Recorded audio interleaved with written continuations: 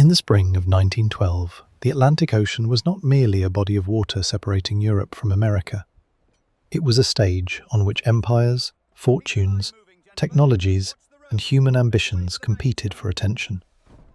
Every week, great liners left the crowded ports of Europe carrying bankers and aristocrats, merchants and diplomats, servants and emigrants. They carried old money fleeing boredom, new money seeking recognition, and poor families hoping the next shore might offer what the last one had denied them. The ocean crossing had become one of the defining rituals of the modern age. Steam had conquered distance. Electricity had entered hotels, theatres, factories, and private homes. Telephones carried voices through wires. Motorcars appeared on city streets beside horse-drawn carriages. Steel towers were climbing above New York, while industrial Belfast hammered entire floating cities into existence. Yet beneath this confidence lay unease. Europe was armed and divided. Wealth had accumulated in private hands on a scale rarely seen before. A small international elite moved between London, Paris, New York, Newport, Cairo, and the Riviera, surrounded by servants, trunks, jewels, and social rules. Millions of workers lived only a few streets away from palaces they would never enter. The modern world promised progress, but progress was not distributed equally. Nowhere was that contradiction more visible than aboard a transatlantic liner, and no liner embodied it more completely than RMS Titanic. She was designed during the final years of the Gilded Age, when the great shipping companies fought for prestige across the North Atlantic. Cunard had speed.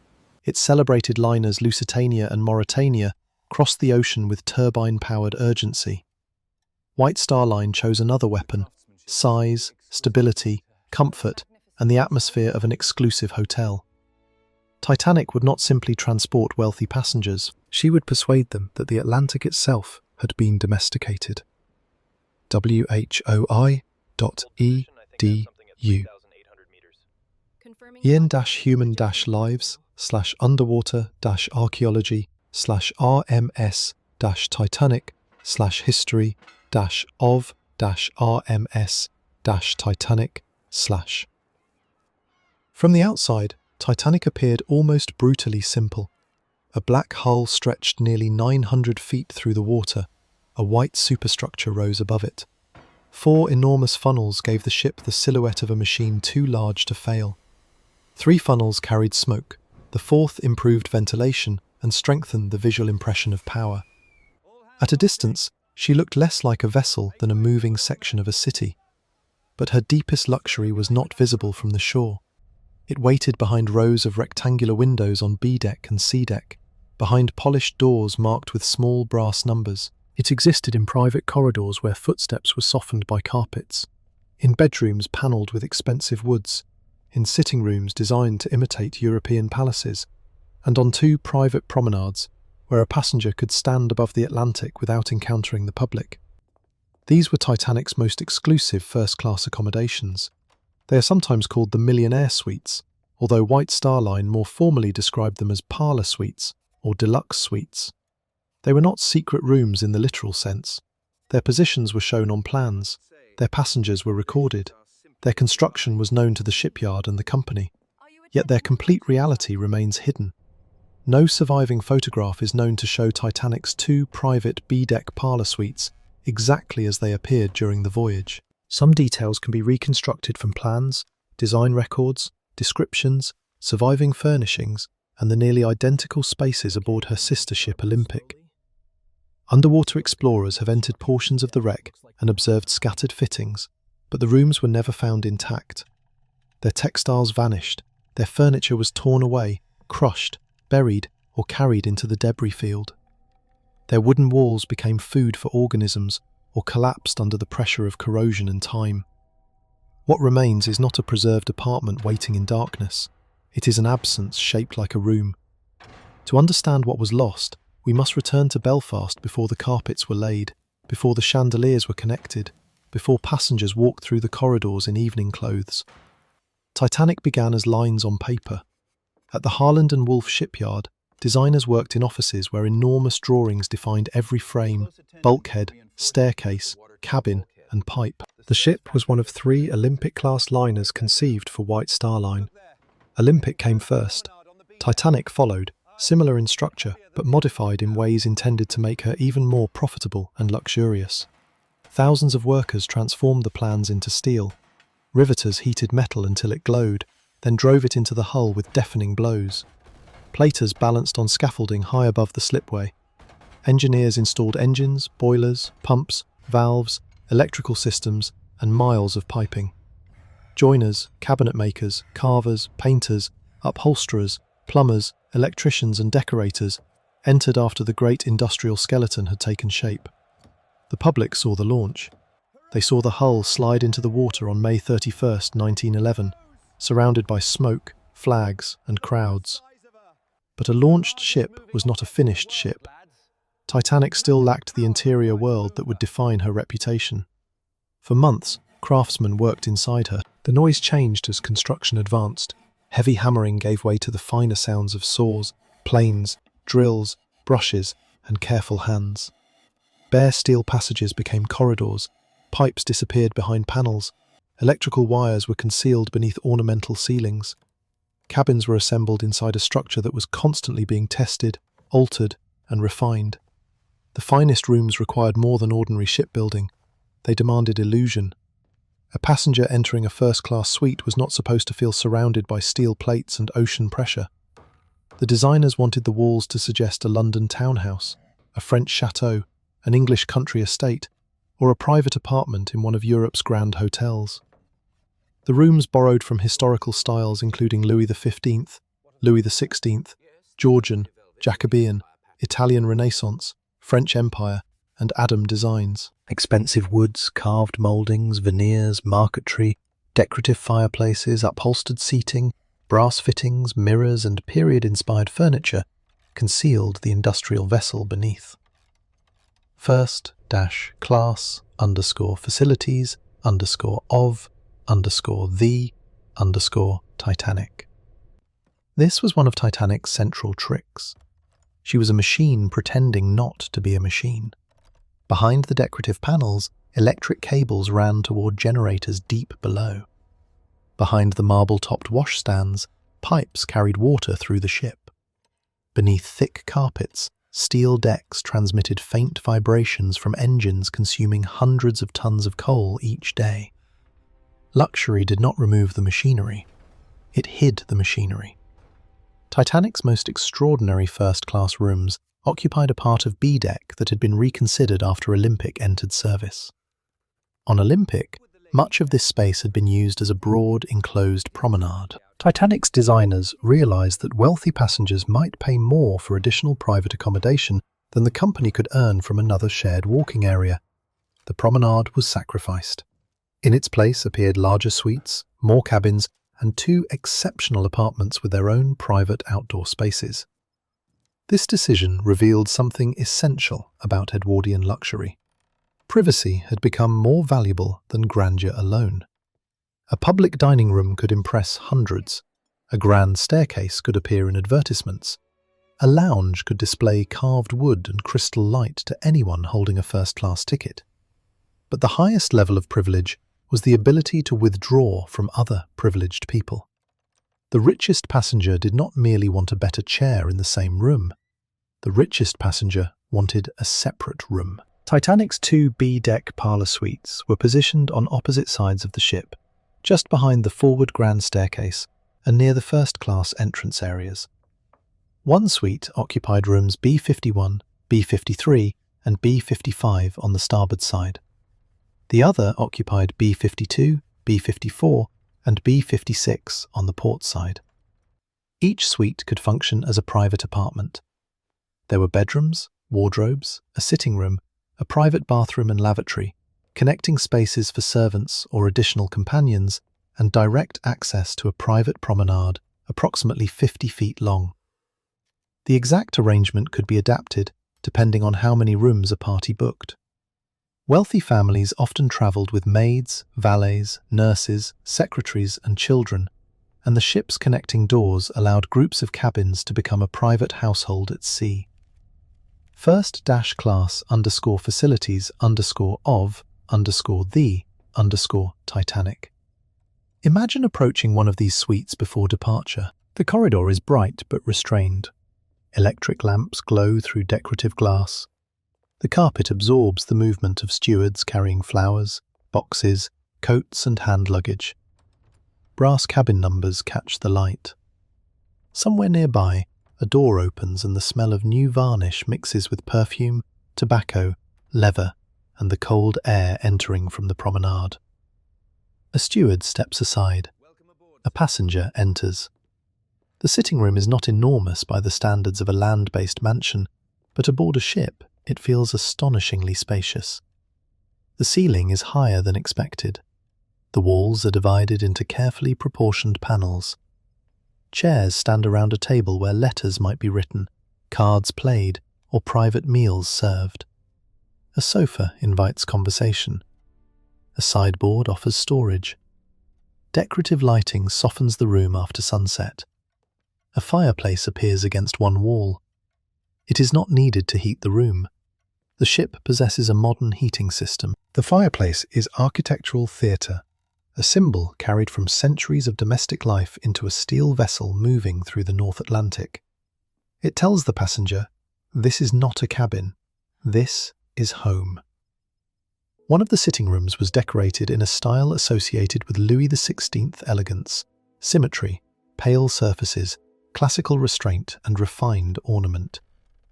The opposite suite offered a different historical atmosphere. The bedrooms could also contrast with one another, allowing passengers to choose between decorative worlds separated by only a few feet of corridor. The designers did not pursue a single vision of modern luxury. They offered history as a catalogue. A passenger could sleep in an interpretation of 18th century France, dress among Georgian details, receive visitors beside Renaissance-inspired woodwork, and then step outside onto a private promenade built from modern steel. The result was not historical authenticity in the scholarly sense, it was emotional authenticity. The room needed to feel inherited, established, and permanent, even though it had been completed only weeks before the voyage. That illusion mattered because many of Titanic's wealthiest passengers possessed fortunes newer than the style surrounding them. Industrialists, financiers, railway owners, mining investors, property developers, and department store families had accumulated enormous wealth during the 19th century. Some belonged to established families. Others had risen through commerce. In either case, historic interiors offered legitimacy. Old wood suggested old power. A Louis XVI room implied taste. A Georgian room implied restraint. A private promenade implied that even the open sea could be reserved. The promenade was the most remarkable feature of the B-deck suites. Shared promenade decks were central to life aboard liners. Passengers walked for exercise, watched the horizon, spoke with acquaintances, and displayed clothes appropriate to the hour. On a crowded public deck, social encounters were almost unavoidable. Titanic's private promenades changed that. A passenger could leave the sitting room through a door and enter a sheltered outdoor space belonging only to the suite. Wicker chairs, tables, and potted plants softened the steel surroundings. Decorative half-timbering created the appearance of an elegant veranda. The sea remained visible beyond the openings, but the public remained outside. Here, a wealthy passenger could take breakfast in the morning air. A woman could walk without being watched by the entire first-class community. A businessman could speak privately with an associate. A family could sit together while servants brought blankets and tea. A person could cross the Atlantic and, for a few moments, pretend the ship carried no one else. The private promenades were unique to Titanic within the original Olympic-class arrangement. They represented the final refinement of a design competition in which luxury was moving away from shared splendor toward controlled isolation.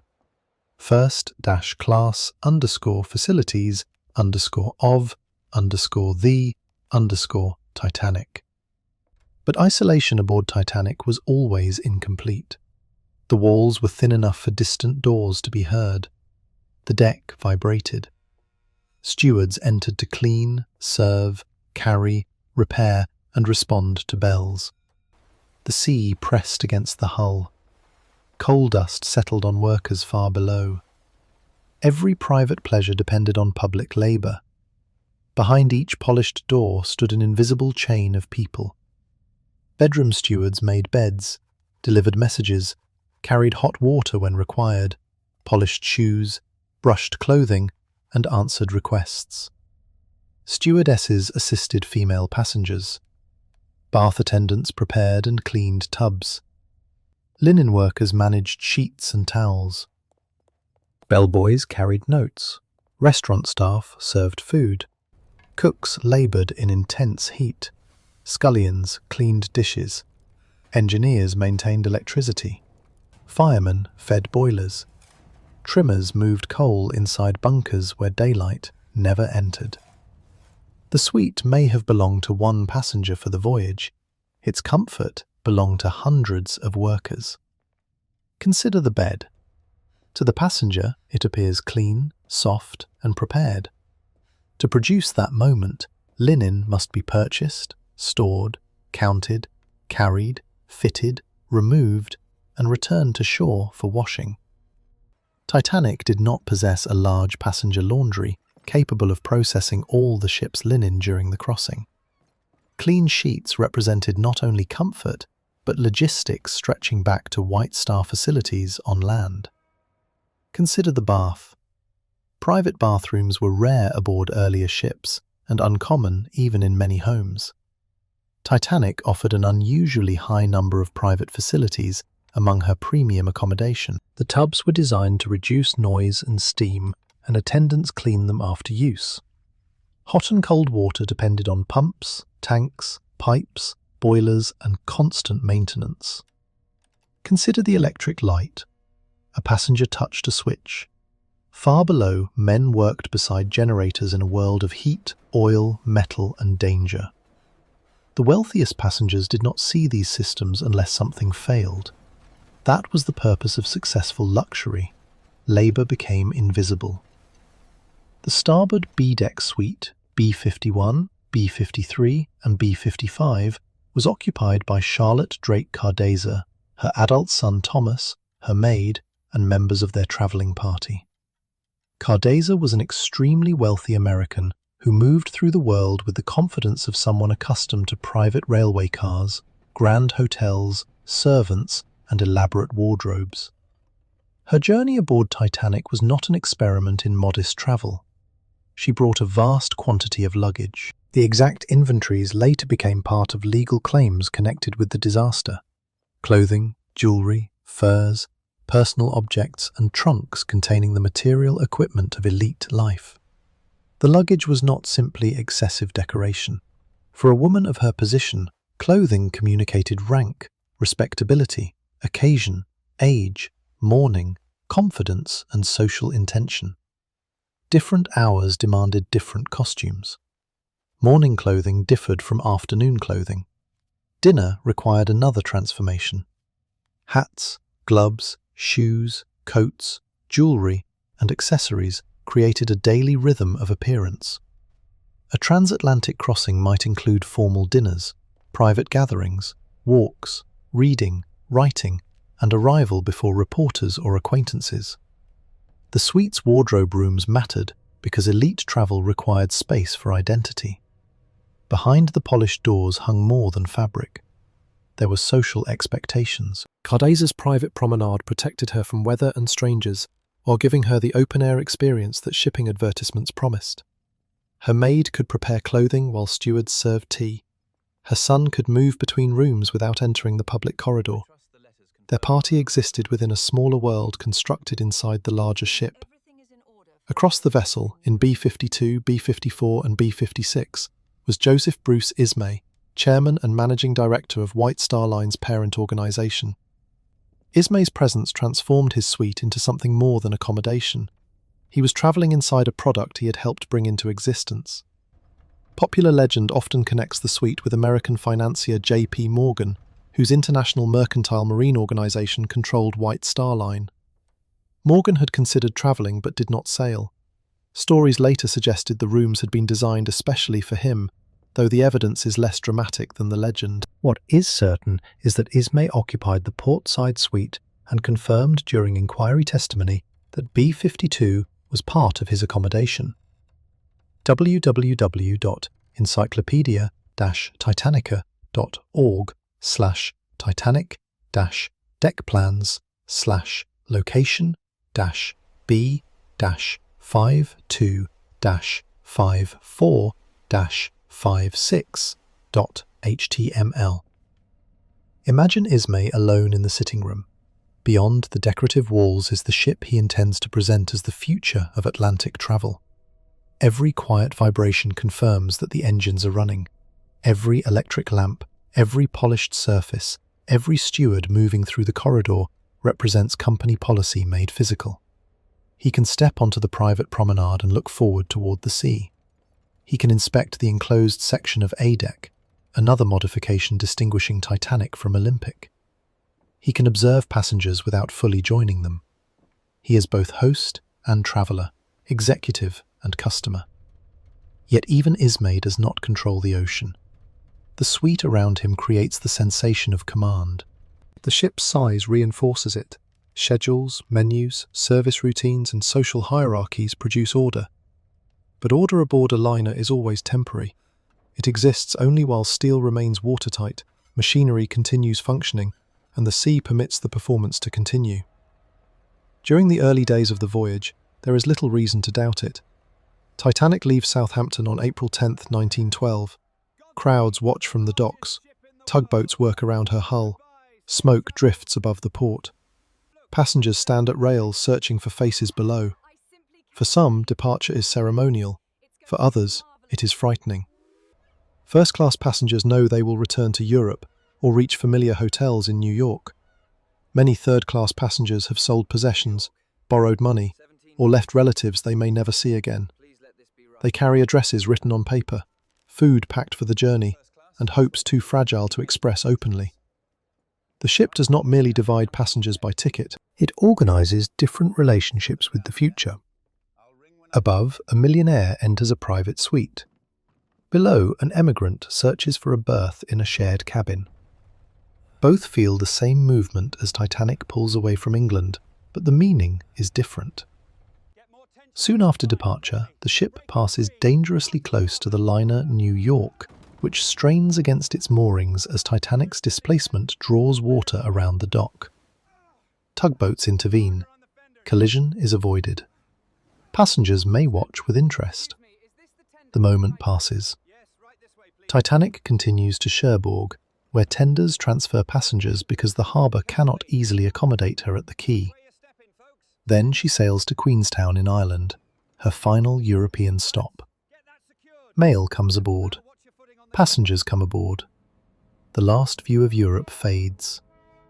Now the ship turns west. Inside the B-deck suites, servants unpack. Clothing is removed from trunks. Toiletries are arranged. Writing materials appear on desks. Photographs may be placed beside beds. Books are set within reach. Jewellery cases are secured. Shoes wait to be cleaned. Coats hang in wardrobes. A hotel room normally belongs to a building. These rooms move.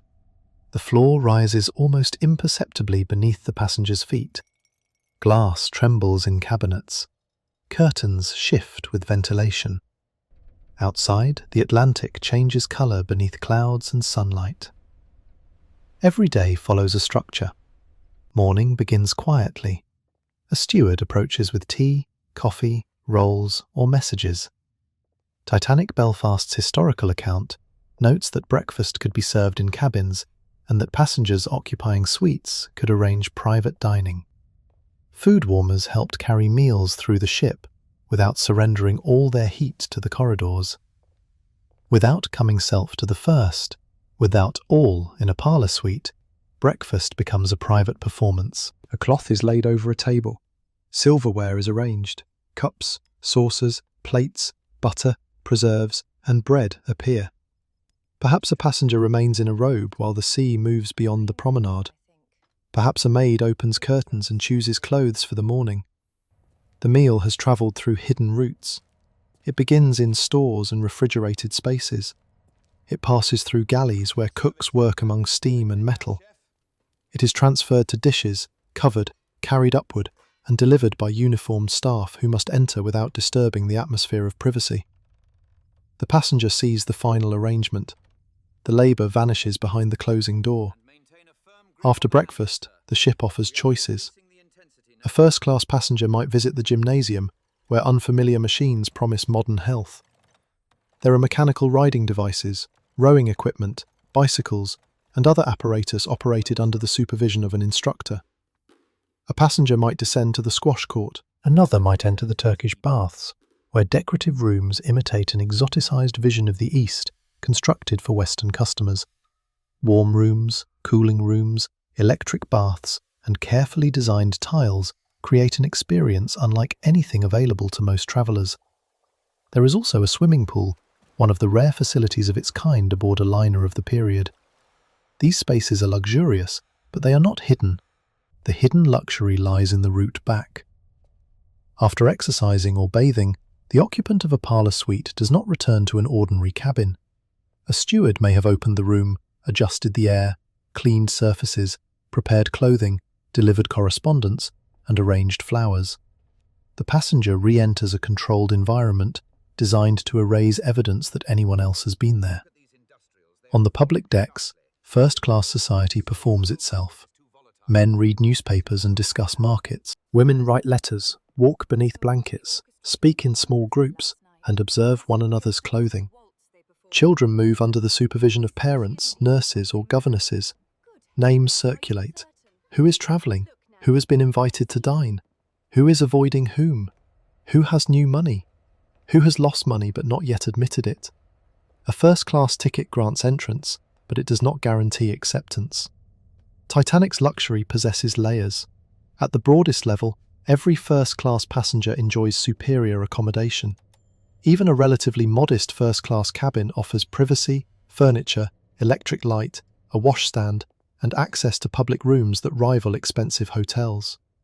Titanic Belfast describes the first-class cabins as comparable to hotel rooms, while the ship's second-class accommodation approached the first-class standard offered by some competing vessels. /www.titanicbelfast.com/history-of-titanic-stories/the-transatlantic-crossing/. Within first class, however, distinctions remain. Some passengers share bathrooms, others possess private baths. Some occupy compact cabins, others connect multiple rooms. Some walk on public decks. Two parties possess private promenades. The ship has not abolished hierarchy, it has refined it. The grand staircase is the most visible symbol of first-class magnificence. Passengers enter beneath a dome of iron and glass. Daylight filters down. Carved oak surrounds the landings. A clock appears beneath allegorical figures honouring time and honour. The staircase connects public rooms, corridors, entrances, and dining spaces.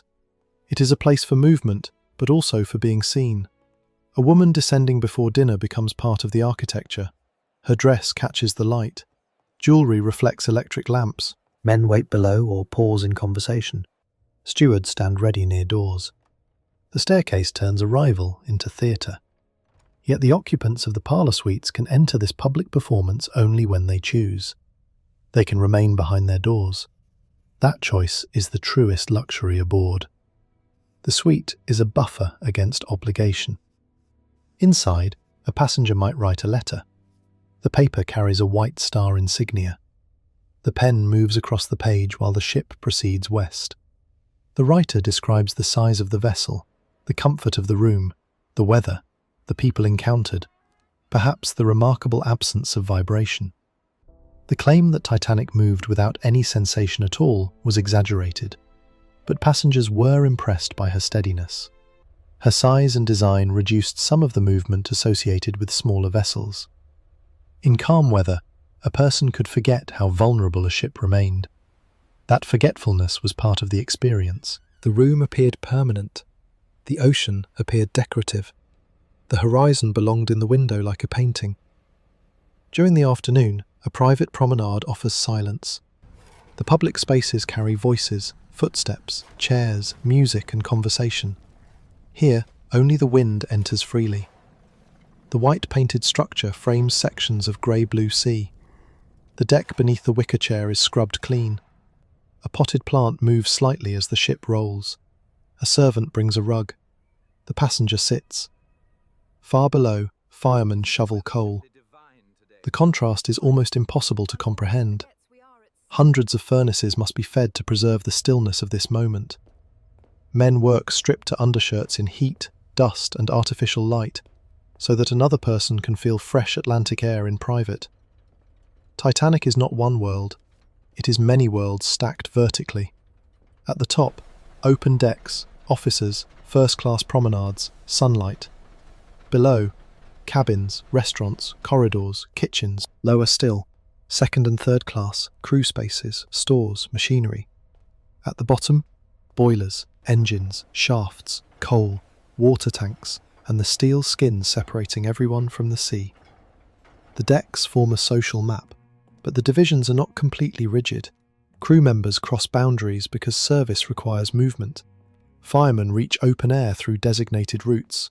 Stewards pass from working quarters into passenger corridors. Musicians enter first-class rooms to perform. Engineers may appear above only when duty permits. Third-class passengers use their own spaces and access routes, though the exact patterns are more complex than the later myth of a single locked barrier imprisoning everyone below. Still, inequality is built into the vessel. Doors define access. Signs direct movement. Uniforms identify authority. A passenger's ticket determines where that person may sleep, eat, walk, and gather. Luxury requires exclusion. Without exclusion, the private promenade becomes merely another deck. Without servants, the suite becomes a collection of furniture. Without third class, first class loses part of its social meaning. This is the contradiction hidden behind Titanic's most beautiful rooms. Their refinement depended on a world that ranked human beings constantly. At dinner, first-class passengers gather in the enormous dining saloon on D-deck. The room stretches across the ship with rows of tables, white panelling, carved details, pillars, linen, glassware, and electric light. Hundreds can dine there, served through an elaborate organization of kitchens, pantries, lifts, corridors, and staff. The meal follows formal rhythms. Courses arrive, plates disappear, wine is poured. Conversations rise and fall. The room is vast, but not everyone prefers it. Titanic also offers the à la carte restaurant, operated with a degree of independence from the standard dining saloon. Here, passengers can pay for a more exclusive experience, choose from a separate menu, dine later, and participate in an atmosphere closer to a fashionable European restaurant. Near it is the Café Parisien. I trust you slept well. The cafe is lighter, younger, calm. and more socially daring. A wonderful crossing Ivy-covered trellises, wicker furniture, and large windows evoke a continental sidewalk cafe, protected from the actual street.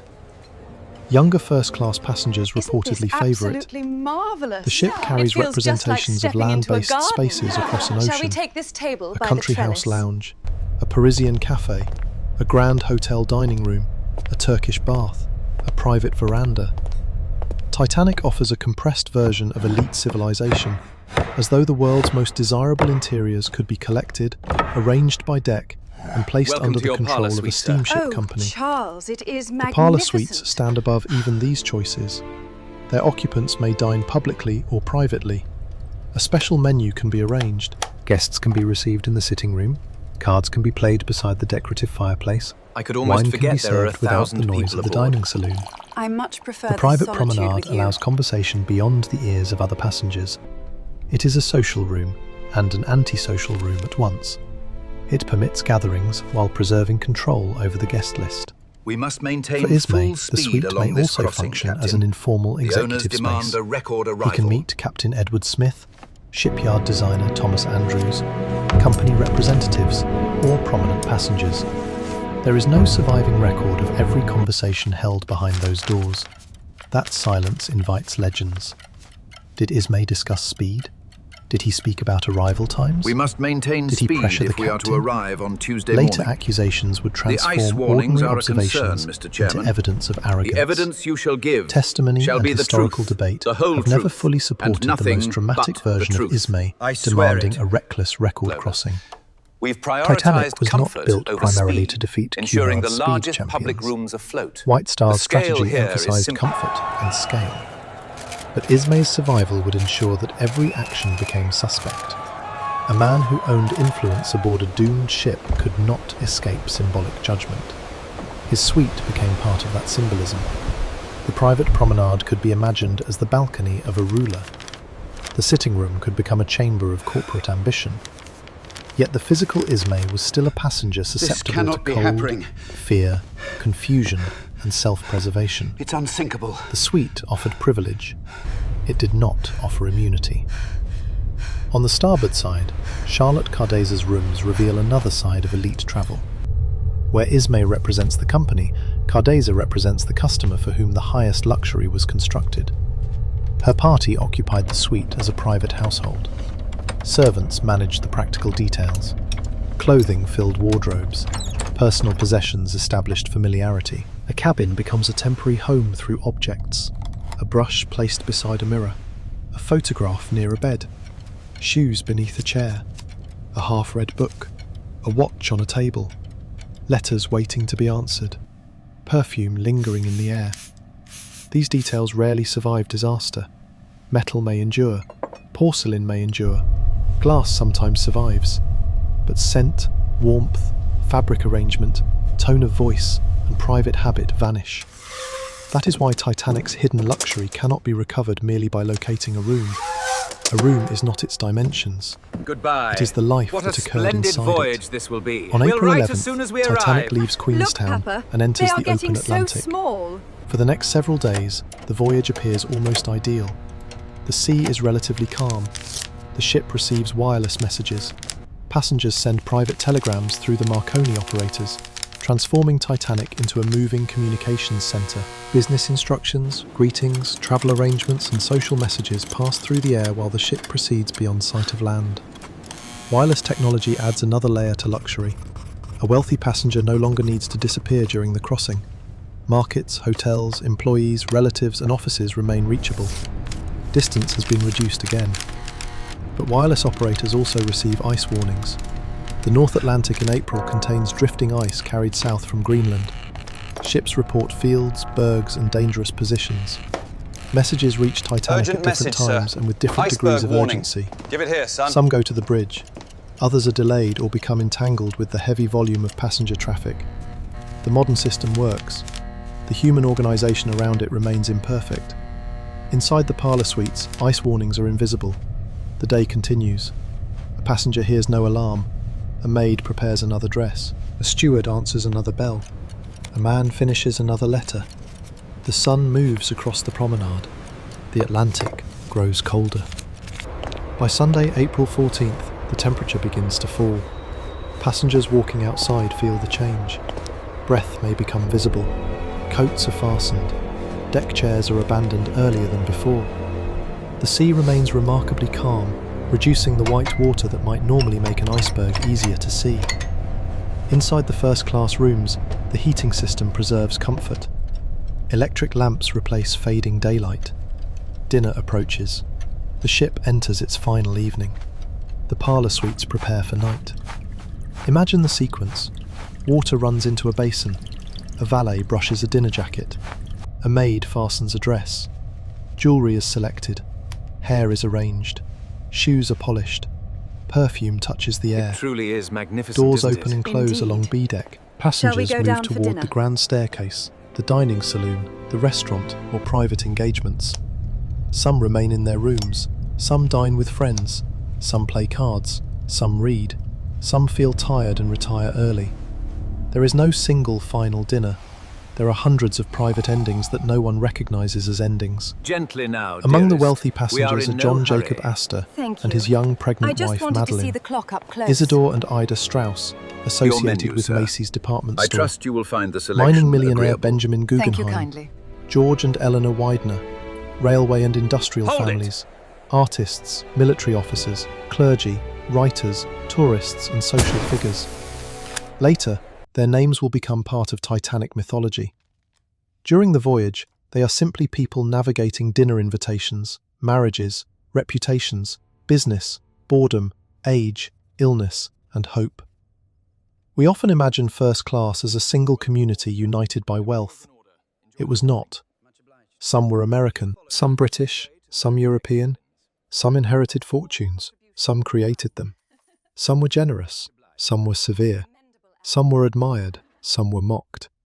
Some marriages were affectionate, others were strategic or strained. Luxury did not eliminate loneliness. A private suite could become a refuge, but also a sealed chamber in which a person confronted private unhappiness. The Atlantic outside the window offered no distraction after dark.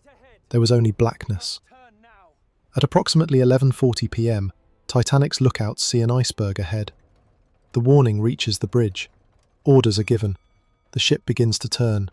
Engines respond. But a vessel of Titanic's size cannot change direction instantly. The iceberg passes along the starboard side. The collision is not the explosive impact later films often suggest. Many passengers feel a vibration, a shudder, a scraping sensation, or nothing at all. Objects may tremble.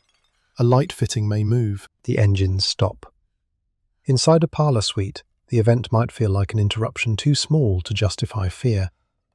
A glass moves slightly. A wardrobe creaks. The vibration beneath the floor changes. Then comes silence. Silence aboard a steamship can be more alarming than noise.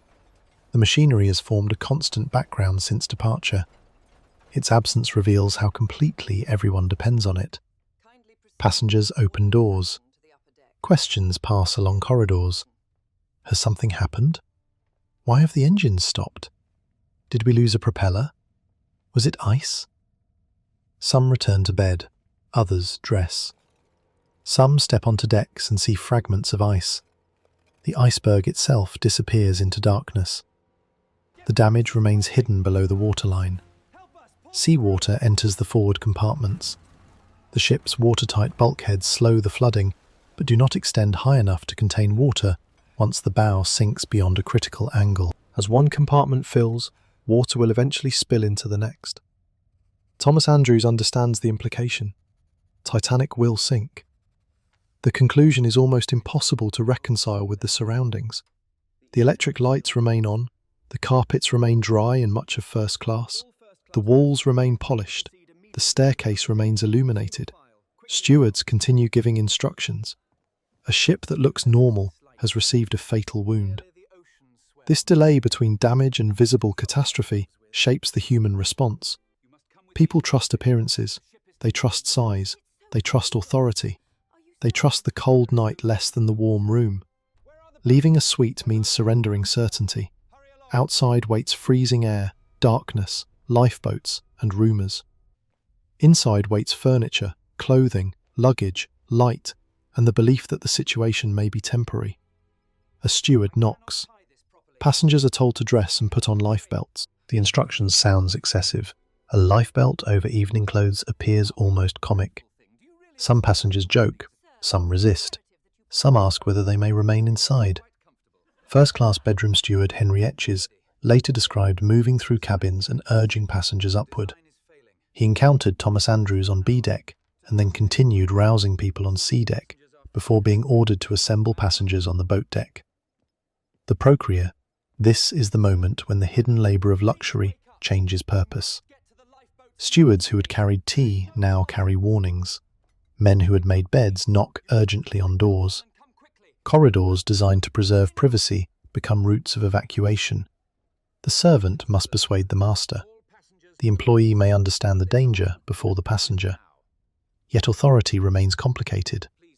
A steward cannot easily drag a wealthy customer from a room. He can advise, repeat, insist, and move on. There are too many doors, too little time. Within the Cardeza suite, preparations begin. Charlotte Cardeza, her son, and members of the party eventually reach the boat deck and survive. The enormous collection of possessions remains behind. Wardrobes stay filled. Trunks remain packed or partly opened. Jewelry, clothing, furs, and personal objects are abandoned because the concept of ownership has suddenly lost practical meaning. A passenger can own a private promenade. The passenger cannot carry it into a lifeboat.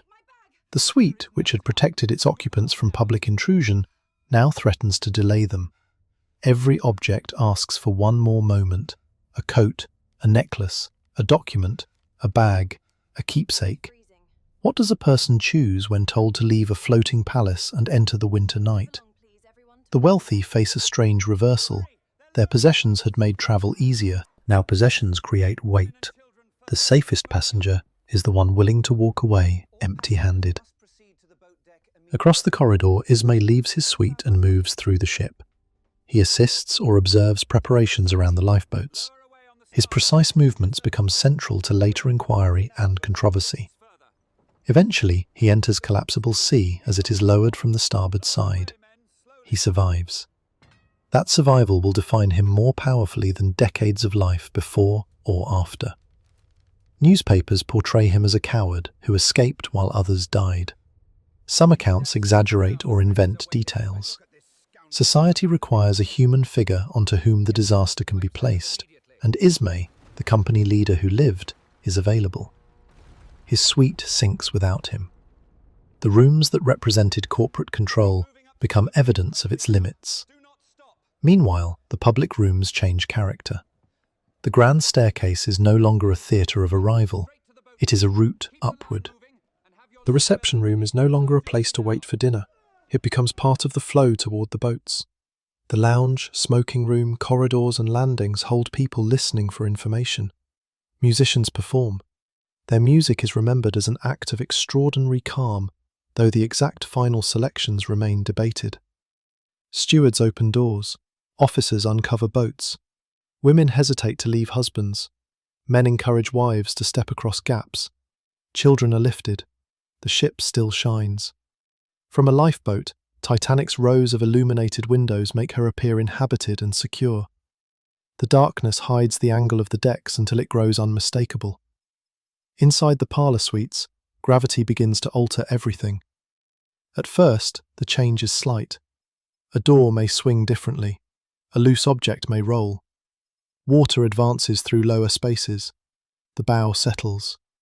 The private promenade slopes toward the sea. Furniture designed for stillness begins to move. The luxury of the room depends on orientation. A chair belongs on a floor. A picture belongs on a wall. A chandelier belongs above. As Titanic's angle increases, those relationships fail. Objects slide, drawers open, glass breaks. The room ceases to behave like a room. It becomes debris before the ship has fully disappeared. Water reaches corridors that had been warm only minutes earlier. Carpets darken. Doors resist pressure. Air is trapped. Electric lights continue burning because engineers and electricians remain at their posts, maintaining power as long as possible. This achievement is often described as heroic, but its visual effect is almost supernatural. The sea enters an illuminated palace. Water moves beneath electric lamps. Polished wood reflects cold darkness. The modern world watches its own interiors drown. The private promenades are exposed directly to the advancing ocean as the bow settles. Water surges across spaces built for wicker chairs and morning tea. Potted plants overturn. Lightweight furniture may be swept away. Decorative panels fracture. Windows break. The distinction between private and public disappears. The sea enters without a ticket. This may be the most powerful image of Titanic's final hours. The ocean ignores architecture. It does not recognize first class. It does not pause at brass numbers. It does not understand ownership. Every lock becomes meaningless once the wall around it fails. Yet social divisions continue to influence survival. First-class passengers are generally closer to the boat deck and more likely to receive direct information from stewards. Their routes upward are shorter and more familiar. Third-class passengers face longer, more confusing paths through lower decks and a greater number of barriers, language difficulties, and delayed instructions. Class does not determine every individual outcome. Many first-class men die. Some third-class passengers survive. Courage and selfishness appear in every group. but the statistical pattern is undeniable. Access, location, information, gender expectations, and class shape who reaches the boats. The hidden luxury of first class is therefore connected to hidden advantage. A private suite does not guarantee survival. It places its occupant closer to possibility. As the sinking accelerates, the forward sections of B-deck descend. Water forces its way through entrances and windows. The grand staircase structure is overwhelmed. Much of the wooden staircase may break free under buoyant force, leaving an open shaft through which water and debris can move. The parlour suites stand near this zone of destruction. Their partitions, furniture, decorative surfaces, and personal contents are attacked by water moving with enormous power through the interior. The ship is not gently filling like a bathtub. It is undergoing structural violence.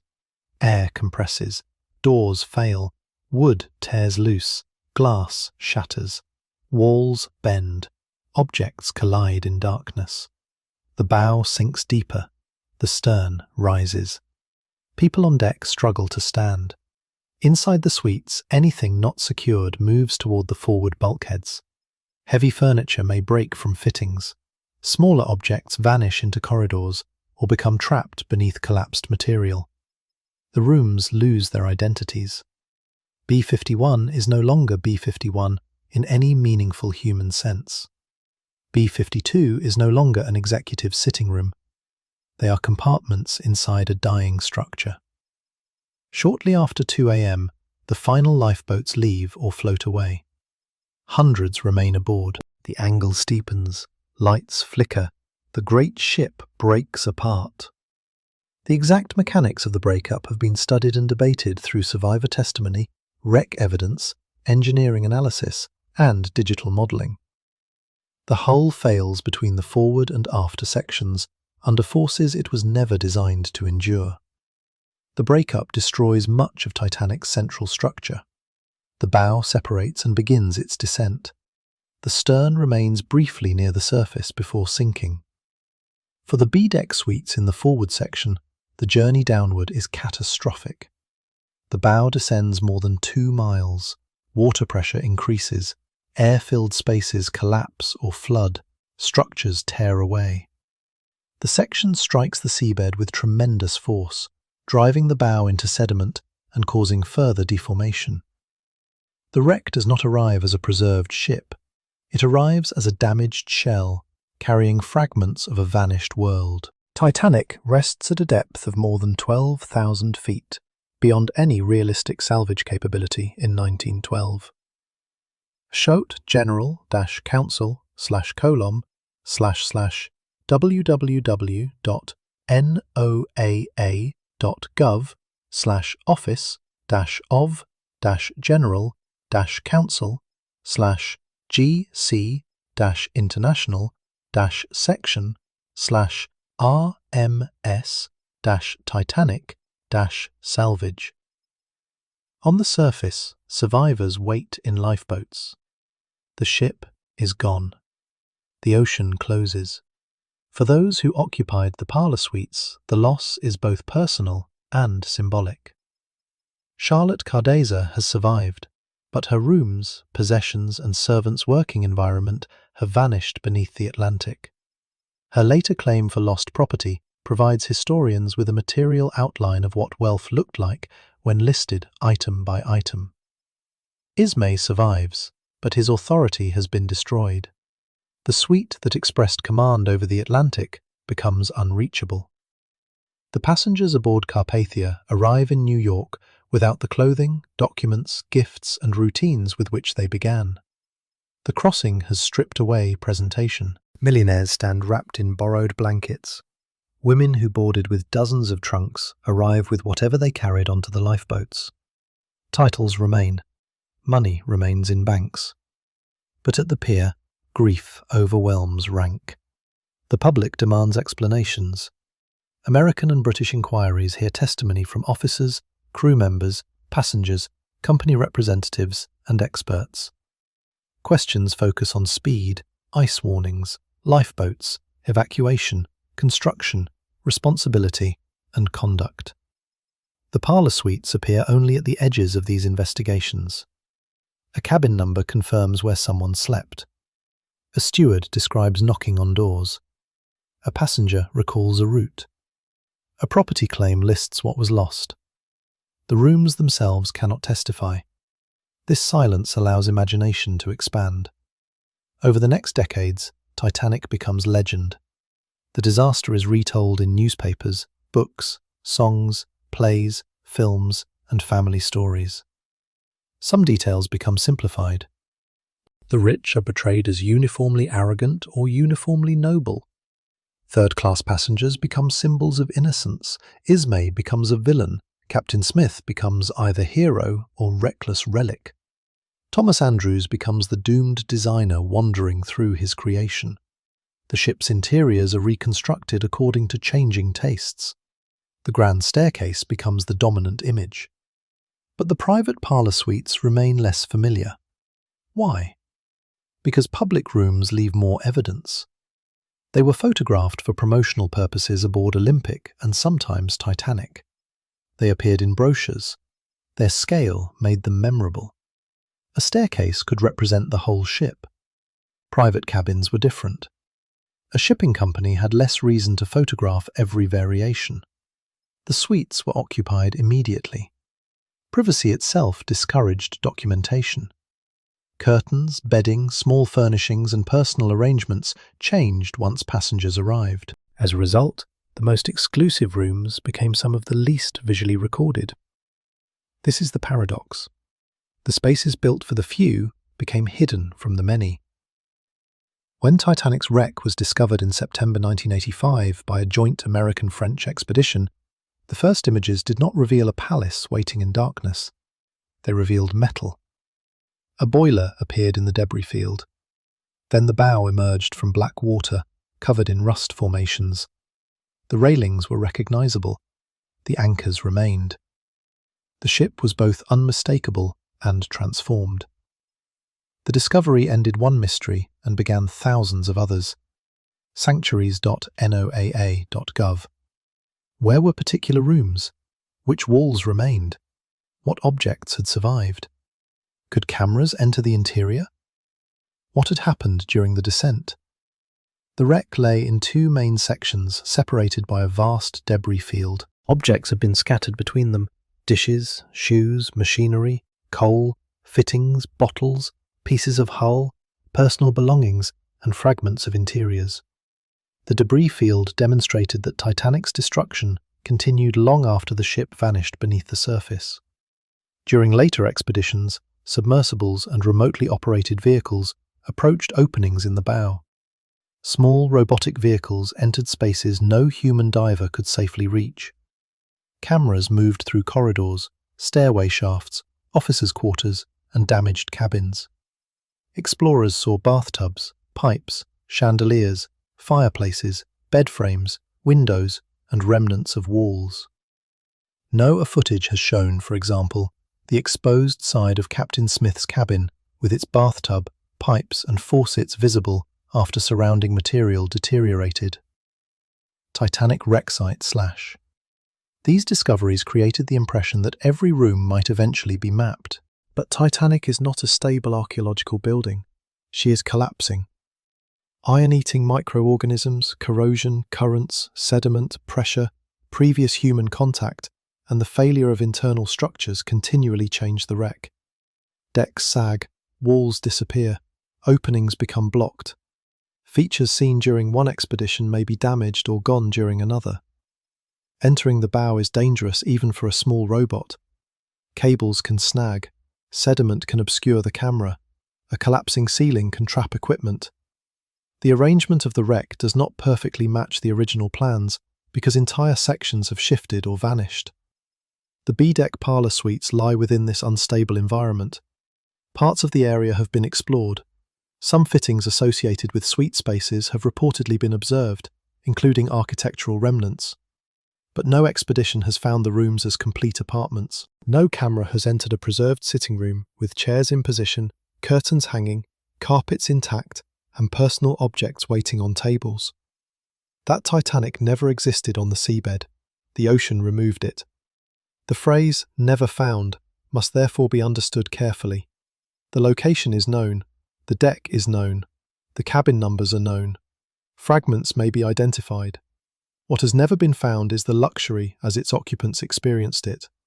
Colour is largely gone, textiles are gone, upholstery is gone, wood panelling has deteriorated or collapsed, furniture has moved, personal possessions are scattered. The atmosphere is unrecoverable. A plan can show walls, it cannot restore a morning.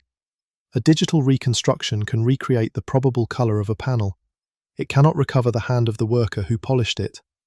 A museum can reproduce the dimensions. It cannot reproduce the knowledge that the room is moving through the Atlantic in April 1912, while everyone inside believes the future is secure. This is why the suites remain hidden even when we know where they were. Their mystery is not geographical, it is human. To reconstruct them, historians use comparison. Olympic survived until the 1930s and carried passengers for decades. Photographs and surviving elements from Olympic help reveal the design language shared with Titanic. Shipyard documents identify materials and decorative styles. Deck plans show room shapes and connections. White Star brochures explain services. Passenger accounts describe impressions. Legal claims list objects. Inquiry testimony places people in corridors. Each source provides a fragment. Together, they allow us to enter imaginatively. We can place the sitting room against the steel structure. We can position the bedroom doors. We can open the way to the private promenade. We can estimate where the sofa stood and how electric light reached the room. But certainty has limits. A reproduction often appears cleaner, larger, or more symmetrical than the real space. Modern viewers expect Titanic's first class to resemble cinema. Cinema expanded certain rooms for cameras and dramatic movement. One famous film placed fictional characters in B-52, B-54, and B-56, although those rooms were occupied by Ismay. Its version of the suite combined and enlarged historical features for visual storytelling. Cameron's --15-years-on-A-critical--RE-17641.html. The real suite was likely more intimate. The ceiling lower than a palace, the furniture closer together, the steel boundaries always near. Luxury aboard a ship must fit within naval architecture. A wall cannot move simply because a decorator desires more space. A pipe may require a cabinet to be adjusted. A ventilation trunk may alter a ceiling. A door must open without interfering with a passage. The hidden beauty of Titanic lies partly in this negotiation between engineering and illusion. Every elegant line works around the needs of the vessel. The decorative fireplace conceals steel. The panelled wall accommodates pipes. The wardrobe follows the curve or restrictions of the hull. The private promenade occupies space that must also contribute to the ship's structural and operational arrangement. The suite is not a house placed on a ship. It is a ship pretending to be a house. And the pretense was extraordinarily convincing. Passengers compared Titanic and Olympic to the finest hotels. This language was not accidental. Shipping companies understood that wealthy travellers feared inconvenience more than the sea itself. The ideal crossing would remove reminders of travel. No cramped bunks, no shared dining at fixed discomfort, no constant noise, no loss of privacy, no surrender of social identity. Titanic offered space, choice, and service. Her first-class passengers could move from room to room as though crossing a resort. The suites completed the illusion by offering an address within the ship, not merely a berth, an apartment. Yet the ship remained a workplace operating under strict discipline. At dawn, decks were cleaned, brass was polished, ash was removed, coal was shifted, food was prepared, cabins were entered and restored, waste was managed, messages were delivered. The wealthiest passenger might wake believing the ship had remained motionless through the night. In reality, labour had continued without pause. Consider a bedroom steward assigned to first-class cabins. He must remember faces, titles, requests, routines, and cabin numbers. He must move respectfully but efficiently. He must know when to knock, when to enter, when to withdraw, and when a request exceeds his authority. A wealthy passenger may treat him kindly, another may barely notice him. He receives wages, perhaps tips, and occupies shared crew accommodation far less comfortable than the rooms he maintains. Historical discussions of Titanic's crew arrangements place many first-class service workers in dormitory-style quarters on E-deck, where the dash did dash, the dash, first, dash, class, dash, bedroom, dash, stewards, dash, sleep, dot, 53370, slash. At night, the steward sleeps within the same ship, but in another social universe. When danger comes, he is expected to wake, dress, report, assist passengers, and possibly take a position at a lifeboat. The passenger's safety becomes part of his duty. This relationship complicates simple stories of rich and poor. The steward may save the millionaire. The millionaire may follow the steward's instructions or refuse them. The ship's hierarchy can reverse in an emergency, but only briefly. Luxury also depended on women's labour. Maidservants travelled with wealthy female passengers, managing clothing, hair, packing, correspondence, and intimate domestic routines. Stewardesses employed by the ship assisted women and children, especially those travelling alone or needing help. These women moved through private spaces historians struggle to reconstruct. They knew how rooms smelled in the morning. They knew which drawers stuck. They knew how much water a passenger preferred in a bath. They knew which dress had been selected for dinner. Their knowledge was practical, detailed, and rarely recorded. History preserves the names of millionaires more easily than the gestures of servants. Yet without those gestures, the suite could not function. A room becomes luxurious only when someone maintains the illusion that comfort happens naturally. The same is true of food. Titanic carried immense stores for a voyage expected to continue to New York. Meat, fish, poultry, vegetables, fruit, flour, sugar, coffee, tea, wine, spirits, butter, eggs, and countless other provisions moved through storage rooms and galleys. First-class menus survive because passengers kept them as souvenirs. The names of dishes suggest abundance, but behind every printed menu is heat. Cooks stand near ranges, knives strike boards, pots move, orders arrive. Timing must be precise. A private meal delivered to a parlour suite creates additional work because the food must travel farther without losing presentation. The tray enters a silent room. The kitchen remains hidden. Luxury is distance from origin. The passenger sees the flour, not the soil, the meal, not the fire, the clean sheet, not the laundry, the electric light, not the generator, the suite, not the shipyard, the finished object, not the worker. Titanic's disaster destroyed this distance. When water entered the public and private rooms, hidden systems became visible. Pipes broke. Steel appeared behind panels. Furniture detached from floors. Service corridors flooded beside passenger corridors. The ship revealed what it had always been, an industrial structure carrying fragile human arrangements. This does not make the beauty false. The craftsmanship was real. The comfort was real. The pleasure experienced by passengers was real. But the permanence was false. The suites existed for less than a week of occupied service. This is astonishing. Men spent months designing them. Craftsmen shaped wood and fitted furniture. White Star promoted a new standard of travel. Passengers paid extraordinary fares.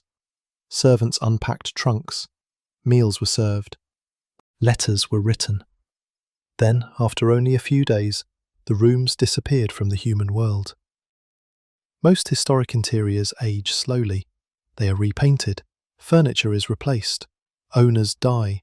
Buildings change purpose. Photographs accumulate. Titanic's suites received no such afterlife. They had no second voyage, no renovation, no unfashionable decade, no auction, no grandchildren visiting rooms remembered from youth. They moved directly from newness into legend. That abruptness gives them their haunting quality. Nothing inside had time to become old. The carpets were nearly new. The furniture was nearly new. The decorative surfaces were nearly new. Wear had barely begun. A chair might carry the impression of a passenger who sat there only once. A desk might contain a sheet of paper begun but never completed. A wardrobe might hold clothing prepared for dinners that never occurred. When the ship sank, these objects entered a different timeline. Decay replaced use. Pressure replaced touch. Marine organisms replaced servants. Sediment replaced dust. The room remained dark for decades before a camera could approach. When the camera finally arrived, it did not restore visibility. Its narrow beam revealed how much remained unseen. Beyond the light lay corridors, collapsed partitions and sediment clouds. A robot could illuminate one fireplace or one doorway, while everything around it vanished into blackness. Deep-sea exploration creates its own form of mystery. The light is artificial. The field of view is small. Scale is difficult to judge. Particles drift like snow. A familiar object appears without context. A bathtub stands exposed where walls once existed. A chandelier lies at an angle. A window frame opens onto darkness. The viewer knows the original function, but sees a transformed reality. A luxury suite on land is defined by enclosure. At the wreck, enclosure has failed. The ocean may be inside the wall, outside the wall, above the ceiling, and beneath the floor at once. There is no room in the ordinary sense. There are only surviving relationships between objects. This is why explorers and historians speak carefully. A fitting may belong to a particular cabin, but the movement of debris complicates identification. A door may have fallen from another level. Furniture may have floated before becoming trapped. The breakup and descent scattered materials across wide areas. The plan is a starting point, not a perfect map of the wreck. The private promenades were especially vulnerable. Open to the ship's side, they were exposed during the sinking and descent. Their lightweight furniture offered little resistance. Decorative elements could be torn away. The outer structure has deteriorated over time. What was once the suite's greatest luxury, the ability to meet the sea directly, may have contributed to their destruction. The ocean entered through the privilege created to observe it. There is a cruel symmetry in that. The private promenade transformed the Atlantic into scenery. Then the Atlantic reclaimed the promenade. Today, recovered Titanic artifacts are conserved and displayed in exhibitions. More than 5,000 objects have been raised from the debris field by RMS Titanic Incorporated, ranging from sections of hull to small personal possessions. The organization's recovery rights concern artifacts from the debris field rather than ownership of the wreck itself. rmstitanicinc.com. Each recovered object creates a connection. A plate bears a company emblem. A shoe suggests a human body no longer present. A bottle preserves its shape. A piece of jewelry recalls an owner. But recovery changes context. On the seabed, the object belongs to a field of loss. In a museum, it enters a case, receives a label, and becomes part of a public story. The parlour suites cannot be recovered in this way. Even if a decorative fitting is conserved, the suite as a spatial experience remains gone. A room cannot be lifted one fragment at a time and still remain the same room. Reconstruction is therefore an act of interpretation. Museums build replica cabins. Digital artists recreate the promenades. Historians debate fabrics, wood tones, furniture placement, and lighting. Visitors enter and imagine the Atlantic beyond a painted or digital window. These reconstructions are valuable. They translate plans into scale. They allow the body to understand distance. A visitor can see how close a bed stood to a wall, or how a sitting room connected to a private deck. But a reconstruction also risks becoming too perfect. The real Titanic smelled of paint, coal smoke, food, sea air, leather, flowers, soap, machinery, and people. The real ship sounded alive. Engines pulsed, ventilation moved air, doors closed, dishes struck softly, footsteps passed, children spoke, stewards answered bells, the hull creaked. The suite was not a silent museum set, it was inhabited. To enter it truthfully, We must restore inconvenience beside beauty. A maid is tired. A steward carries too much. A passenger complains that the room is cold. A child becomes seasick. A businessman waits impatiently for a wireless reply. A woman dislikes another passenger encountered at lunch. A servant worries about a relative at home. A crew member counts the days until wages are paid.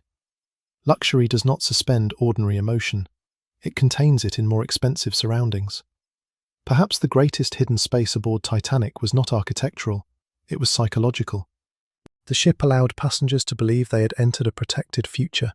Steel, electricity, wireless communication, watertight doors, professional officers, and corporate prestige formed a structure of trust. The suites intensified that trust because everything appeared controlled. Temperature could be adjusted, light appeared instantly, food arrived on request. A steward answered the bell. The private promenade framed the ocean safely. The world seemed responsive to human desire. Then an iceberg entered the story. Not as a moral judgment, not as revenge against wealth. An iceberg has no politics. It does not know whether a passenger is rich or poor. But the disaster exposed the politics already aboard. Who received information? Who understood English? Who knew the route upward? Who was expected to enter a boat? Who remained beside a spouse? Who was physically close to the boat deck? Who believed an officer? Who trusted the ship too long? The answers were shaped by gender, class, age, family, chance, and individual decision. The suites were not guilty, but they were part of the structure. Their doors, corridors, and location expressed a social system that extended from Edwardian society into naval architecture. This is why Titanic remains more than a shipwreck. It is a model of a world.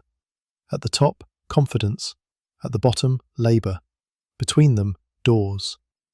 The B-deck parlour suites occupied a position near the top, but their destruction reminds us that hierarchy can organise life without controlling fate. Charlotte Cardeza survived. Her wealth helped place her close to the boats, but survival still required action, timing, and space. Bruce Ismay survived. His position gave him access, but survival transformed into lifelong condemnation. John Jacob Astor died. Benjamin Guggenheim died. Isidore and Ida Strauss died. Many servants died. Many crew members died. Many third-class families disappeared almost entirely. The ocean produced no simple moral pattern. It produced absence. After the disaster, some families possessed bodies to bury. Many did not. Some received identified belongings. Others received telegrams and uncertainty. A room number became the last known address of a person who never returned. Cabin lists acquired a terrible significance. B-52 was no longer merely a suite. C-78 was no longer merely a door. Numbers became coordinates of memory. For descendants, these details matter because they narrow the distance between history and life. A person slept here. A steward knocked here. A family waited here. A coat was left here. The ship's plans are therefore more than technical documents. They are maps of final human experience. Follow a corridor, and you follow someone's last journey. Move from B-deck toward the grand staircase, and you may be tracing the route taken towards survival. Turn the wrong way, and you enter a space that flooded. The private suites attract attention because they were beautiful, but their deeper power comes from the contrast between beauty and duration.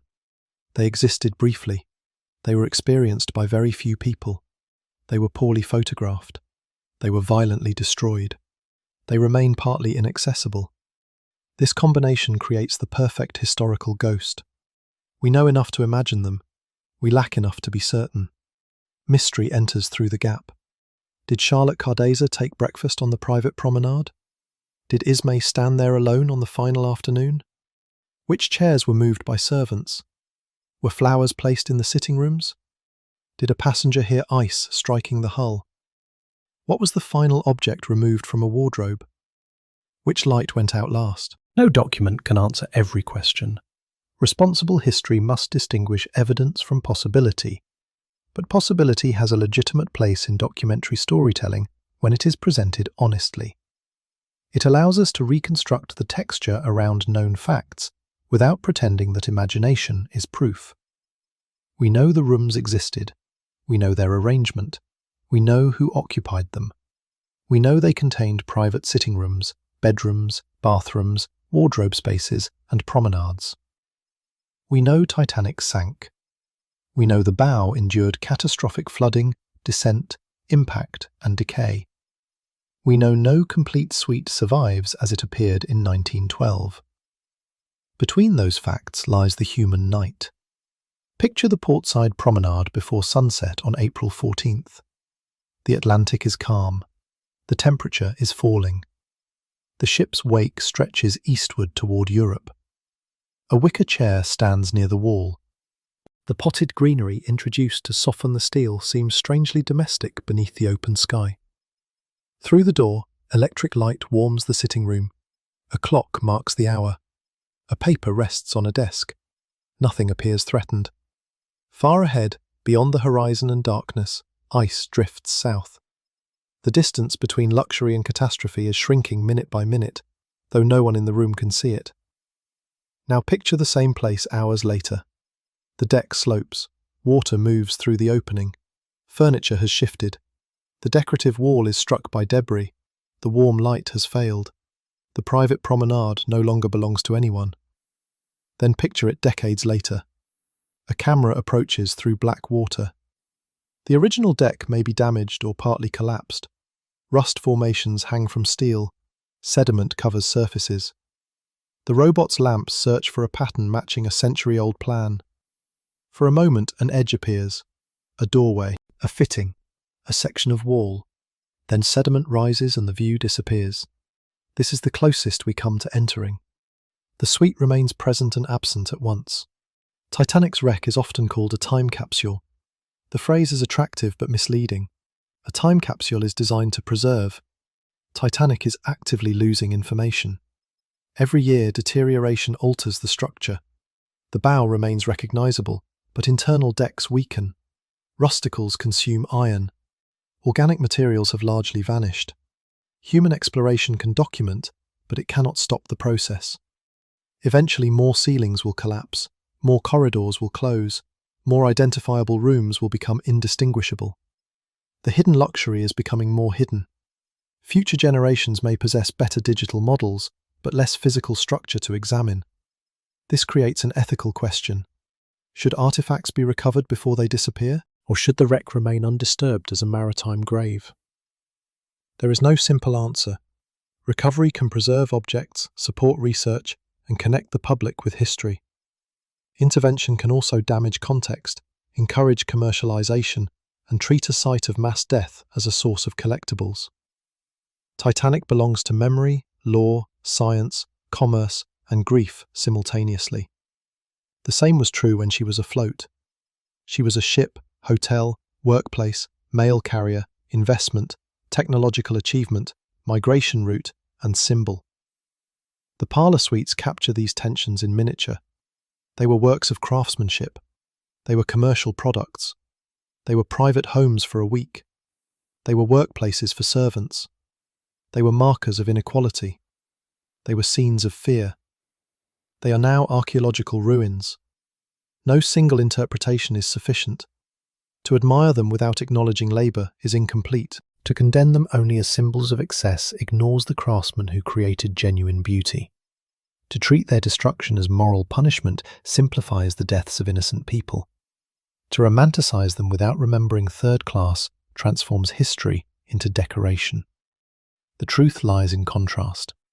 A polished table above a boiler room, a private bath above an emigrant berth, a servant carrying breakfast while another worker shovels coal, a millionaire and a steward hearing the same collision through different walls, a suite costing more than many families might earn over years, lost in less than 3 hours. The title, Hidden Luxury, suggests treasure, but the greatest discovery is not gold, jewellery, or untouched furniture. It is understanding. The suites reveal what the early 20th century believed progress should feel like. Progress should be quiet. It should be clean. It should respond instantly. It should imitate aristocratic tradition while using industrial technology. It should place nature outside the window. It should make labour invisible. It should grant privacy to those able to pay. In many ways, this vision survives. Modern cruise ships offer private balconies, exclusive restaurants, restricted lounges, luxury suites, personal attendants, and entire premium zones separated from other passengers. Hotels sell privacy above view. Airlines sell space by the inch. Apartment towers advertise private elevators. Technology promises effortless service while concealing workers, warehouses, energy systems, and supply chains. Titanic's suites do not belong to a dead world as completely as we might think. We recognize their logic. We still desire the private promenade. We still pay to avoid the crowd. We still interpret convenience as proof that systems are secure. And we still forget the labour beneath the surface. This is why the wreck speaks to the present, not because history repeats itself in identical form, but because human confidence has familiar architecture. We build systems. The systems work. Their success becomes normal. Normality becomes trust. Trust becomes certainty. Then an unexpected failure reveals dependencies we stopped seeing. Titanic's first-class passengers did not need to be foolish to trust the ship. The ship was impressive. The crew was experienced. The weather appeared calm. The lights remained on. The walls remained dry.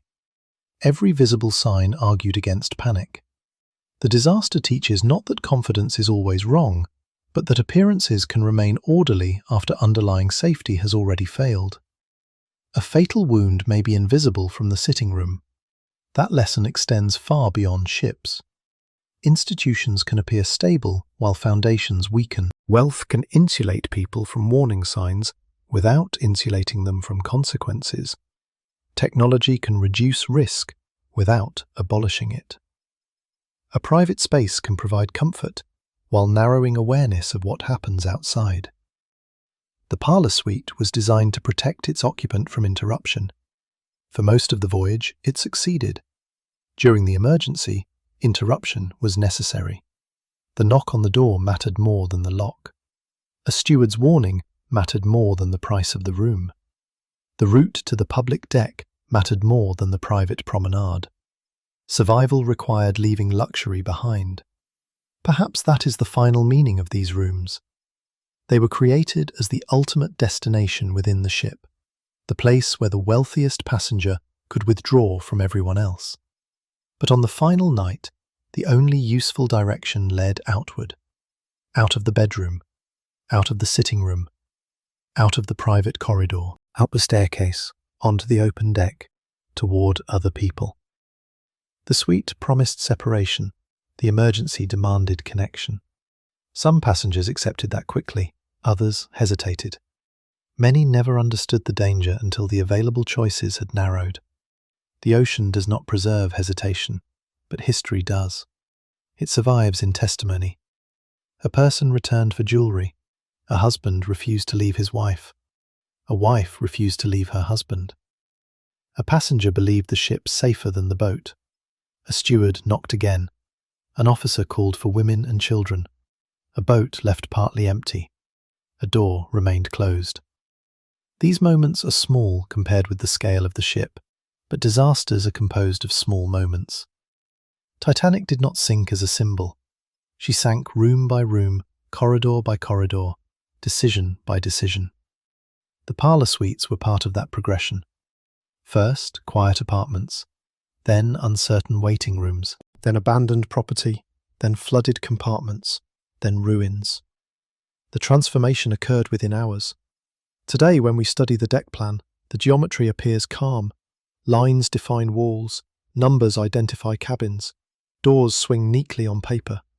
The private promenades form rectangular spaces beside the hull. Nothing on the plan shows panic. Nothing shows water. Nothing shows a maid selecting a coat or a steward calling through a door. Technical drawings remove time. Story restores it. We begin with the empty suite before boarding. We add trunks, clothing, servants, passengers, meals, conversation, wind, cold, a vibration, silence, a knock, a lifebelt, an open door, a sloping floor, water, darkness. Then we remove everything again. What remains is the plan. This cycle is the historian's work. To build a world from evidence, then allow events to destroy it honestly. The temptation is to make Titanic more dramatic than reality. Secret rooms, cursed objects, conspiracies, switched ships, hidden treasures. These stories flourish because the true event feels too large to accept. But the documented reality is more powerful. There was no need for a supernatural curse. Human confidence, limited lifeboat capacity, imperfect communication, class structure, physical damage, cold water, and time were enough. There was no need for an undiscovered golden chamber. The real private suites, with their decorative fireplaces, servant spaces, wardrobes, bathrooms, and promenades, were extraordinary enough. There was no need to invent occupants. The actual passengers carried lives more complex than fiction. And there is no need to claim the rooms have never been located at all. Their position is known. Their complete world is what has never been recovered. That distinction matters because history deserves precision, even when told cinematically. Mystery should grow from evidence, not replace it. The true mystery is how quickly certainty vanished. How could a room that represented the peak of modern security become inaccessible forever before dawn? How could craftsmen build something so carefully, only for almost no visual record to survive? How could passengers surrounded by advanced technology receive so little time to act? How could a ship known across the world become lost for 73 years? How can an object remain famous while its most intimate spaces remain largely unseen? These questions require no exaggeration. They lead directly into darkness. The bow of Titanic still rests upright enough to preserve the outline of the ship. The forecastle, anchor equipment, railings, and portions of the superstructure remain recognizable. But recognition can create false comfort. We see the bow and imagine the interior remains arranged beneath it. In reality, the inside is a landscape of collapse. Decks have compressed, openings have widened, wood has disappeared, metal has folded, sediment fills spaces. The ship is slowly becoming part of the seabed. At some future point, the bow may lose much of its recognizable form. The suites will disappear again. First they disappeared from human occupation, then from direct view. Finally, they may disappear as identifiable structures. Only records will remain. Plans, testimony, claims, photographs of related rooms, digital reconstructions, words. This makes storytelling a form of preservation, not preservation of wood or steel, but of relationship. The relationship between the suite and the worker who built it, between the passenger and the servant who maintained it, between the private promenade and the public decks beyond, between the confidence of April 14th and the grief of April 15th, between the wreck on the seabed and the society that created it. When we enter the hidden luxury through narrative, we should not enter as thieves searching for treasure. We should enter as witnesses. Look at the craftsmanship, then look behind it. Notice the carved panel, then remember the joiner. Notice the clean linen, then remember the steward. Notice the private deck, then remember the fireman below. Notice the millionaire's luggage, then remember the emigrant's single bag. Notice the electric lamp, then remember the engineers keeping it alive as water rises. Notice the door, then listen for the knock. The room is silent now. No servant approaches. No passenger answers. No engine vibrates beneath the floor. The Atlantic presses through every remaining opening. Rust formations grow where polished metal once reflected warm light. Small deep-sea creatures move through spaces designed for human privacy. The decorative distinction between bedroom, sitting room, corridor, and promenade has little meaning in the dark. Yet above the wreck, the ocean surface continues to change with weather and seasons. Ships cross the Atlantic in hours rather than days. Messages travel instantly. Passengers sit in climate-controlled cabins with satellite connections, digital maps, and modern safety systems, shaped partly by lessons learned from Titanic. The world moved forward, but it did not leave the ship completely behind. Every maritime safety drill, lifeboat regulation, radio watch, ice patrol, and emergency procedure carries some part of the disaster's legacy. Titanic's loss contributed to major reforms in international maritime safety, including requirements for adequate life-saving equipment and continuous wireless monitoring. The palace failed. The failure changed the rules. This is the connection between the private suite and the present. The rooms vanished, but consequences escaped the wreck. They entered law, engineering, memory, culture, design. The people who died could not return, but their deaths forced the modern world to reconsider what responsibility meant aboard a passenger ship. Luxury could no longer serve as evidence of safety. Size could no longer justify confidence. A beautiful room could not replace a lifeboat seat. A wireless set could not protect passengers if messages were not managed effectively. A watertight design could not be described carelessly as invulnerable. Progress required humility. Whether humanity learned that lesson permanently is another question. We continue to build larger structures, faster systems, and more exclusive spaces. We continue to believe that sophistication eliminates vulnerability. We continue to hide essential labor behind polished interfaces. We continue to confuse the absence of visible danger with the absence of danger itself. Titanic remains because she interrupts that belief. She stands at the border between two worlds. Before the sinking, she represented a future controlled by industry. After the sinking, she represented the limits of control. Her parlour suites sit at the centre of that transformation. They were the most private expressions of confidence aboard the ship. They were designed so that the Atlantic could be enjoyed without discomfort. They were occupied by people whose wealth had removed many ordinary limits from life. Yet they survived as functioning rooms for only a few days. In the end, their value could not protect them. Their privacy could not seal them. Their beauty could not preserve them. Their owners could not claim them. The sea accepted no currency. More than a century later, we stand outside those rooms. We possess plans but no complete interiors, names but not every conversation, fragments but not the whole. We can reconstruct the panelling, furniture, doors, and promenade. We can calculate dimensions. We can identify passengers. We can follow stewards through inquiry testimony. We can send machines into the wreck. But we cannot cross the final distance. We cannot open the door on the morning of April 14th and feel warm air leave the sitting room. We cannot hear the first cup placed on the breakfast table. We cannot watch a maid draw the curtains.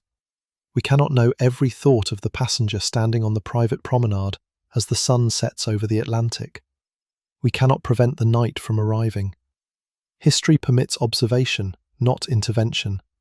That is its cruelty. The ship always strikes the iceberg. The warning always comes too late for many. The final boat always pulls away. The lights always vanish. The suites always descend. But history also permits remembrance, and remembrance changes what disappearance means. A place can be physically destroyed and still remain present through disciplined imagination, not as fantasy, as reconstruction, as testimony, as warning, as respect. The hidden first class of Titanic was never hidden because someone intended to conceal it forever. It became hidden because privacy, destruction, depth, and decay removed the evidence. The rooms were too exclusive to be widely photographed. The voyage was too short to create a large record. The sinking was too violent to preserve them. The wreck was too deep to reach for most of the 20th century. And when technology finally entered the darkness, much of the luxury had already become unrecognizable. What explorers found was not the world advertised in 1912. They found its skeleton. Steel without polish, rooms without walls, fixtures without owners, a ship without passengers. The absence is the discovery. Stand for one final moment inside the imagined sitting room of B51. The electric lights are on. The decorative fireplace reflects a soft glow. A chair waits beside the table. Through the open door, the private promenade frames the black Atlantic. The engines have stopped. Somewhere in the corridor, hurried footsteps approach. Then comes a knock. At first, it sounds ordinary. A steward has knocked many times during the voyage. Perhaps he carries a message. Perhaps he has come to collect something. Perhaps breakfast arrangements have changed. But the knock comes again, harder. The voice outside is different now. Dress warmly. Put on your lifebelt. Go to the boat deck. The room has only minutes remaining as a place of safety. Everything inside still argues that leaving is irrational. The light, the carpet, the furniture, the luggage, the locked drawers, the private bath, the walls, the enormous ship around them. Outside waits cold, darkness, and a small open boat. Inside waits certainty. But certainty is already flooding from below. The passenger must choose between what feels safe and what is safe. That choice is repeated across Titanic.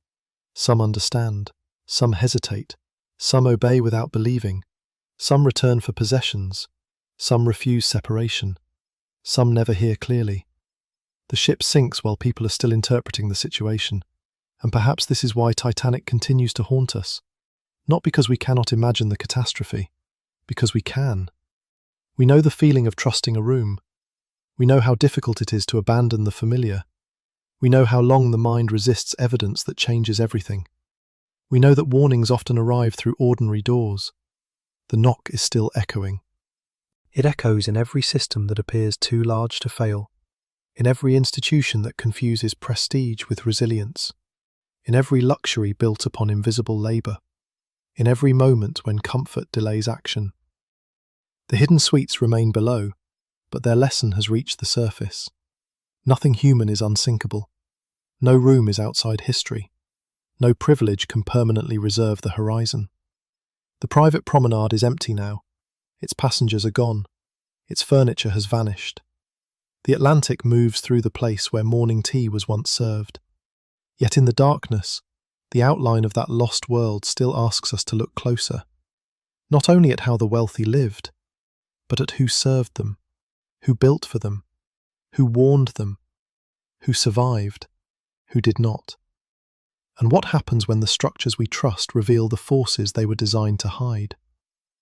Titanic's greatest luxury was not gold, it was the feeling that nothing could reach you.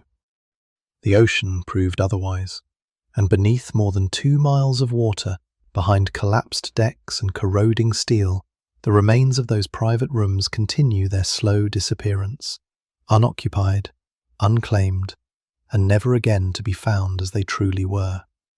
Not because we lost their location, because we lost their moment.